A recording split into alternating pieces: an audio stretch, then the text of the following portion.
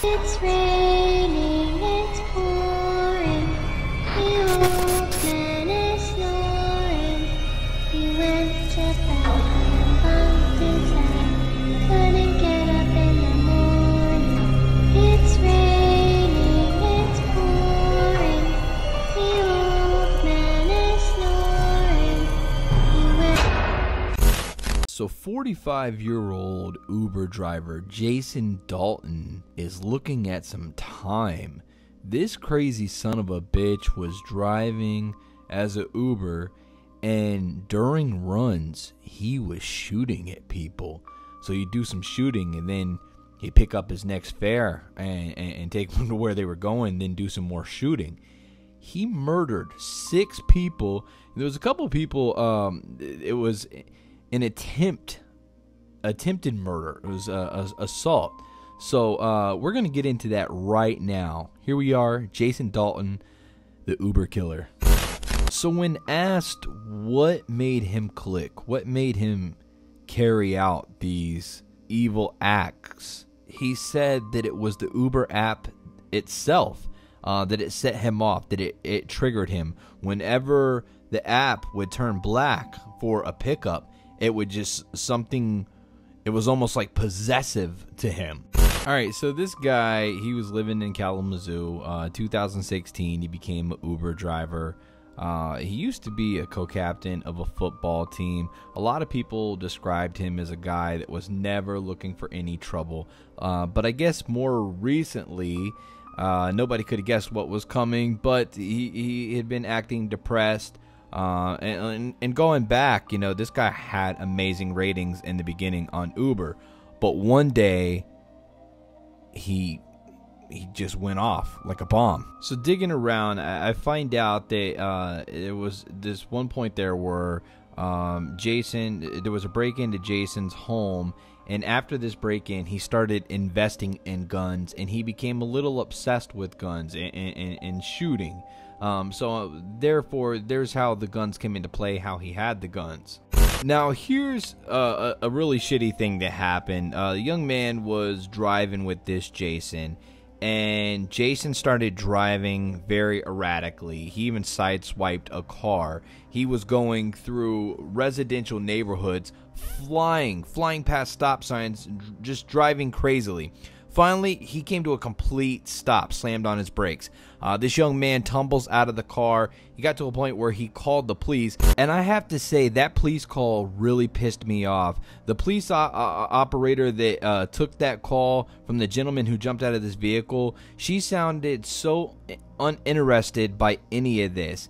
I feel like she could have made a big difference right then and there. She kept on asking the gentleman, Matt, do you want to speak to an officer, or do you want me to just let the officers to know to be on the lookout? Like, this wasn't nothing. This was serious. This guy was driving erratically like this with somebody that he picked up that was counting on him to get them from A to B. 4 of the people he killed were a Mary Jo, she was 60 years old, a Mary Lou, 62, a Barbara Hawthorne, which was 68, and a Dorothy Brown, which was 74. So finally, this amazing officer, he sees Jason turning through this parking lot. He calls for backup. He follows them. They pull him over. I guess there's no problem. He's complying with them, but he's wearing a bulletproof vest, and they find his firearm in his right pocket. So, I mean, this was a guy that seemed like he was ready for a war that wasn't even looking for him.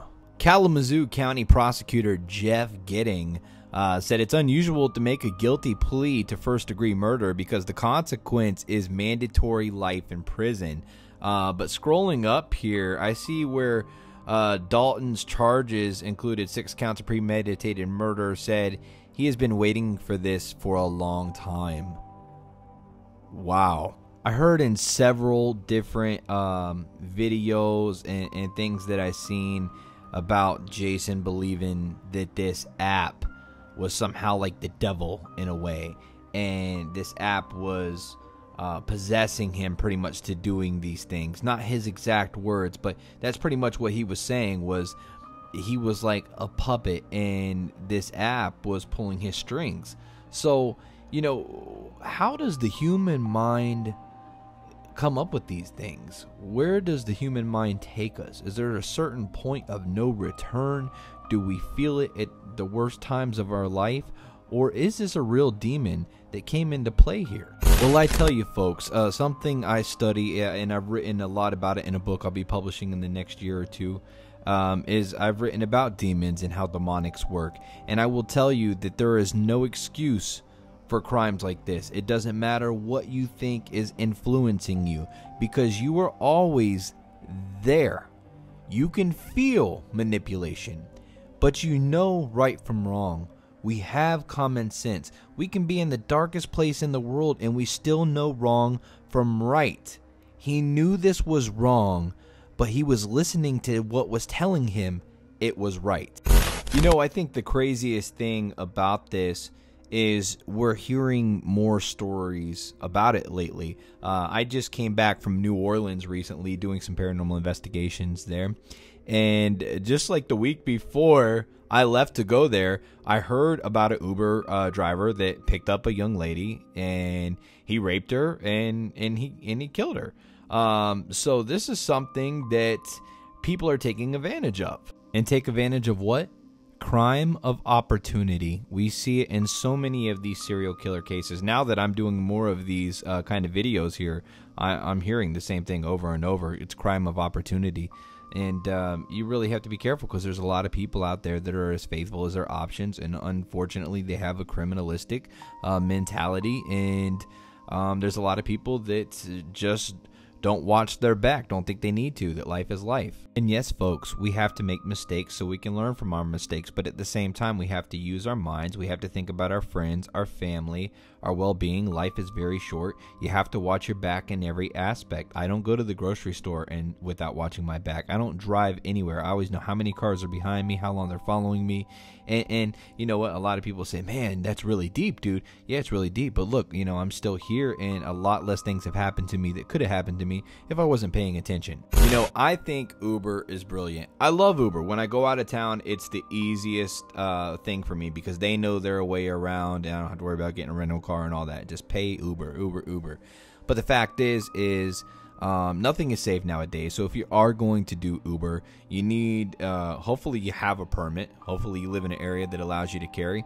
But you just need to be very cautious. You need to watch your back. You need to always let people know where you're going. You always need to keep your phone handy. You need to be able to be prepared. I'm Jody Dean. You're watching Hunting the Dead Serial Killers. Be sure to subscribe, leave a like, leave a comment below, share the video. HuntingTheDead.com bring you right here to the channel. HTD4life.com to get your Hunting the Dead merchandise. Thank you.